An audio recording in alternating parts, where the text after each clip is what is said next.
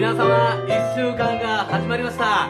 今日はドラゴンクエストのテーマで妻と連弾でございます。私司隆、日々レベルアップをしております。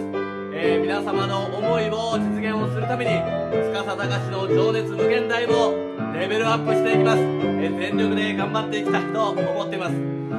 そろそろ梅雨に入ります。皆さん傘さしてくださいね。傘ワンツー傘で、頑張っていきたいと思っております。それでは皆様1週間元気いっぱいにいってらっしゃい。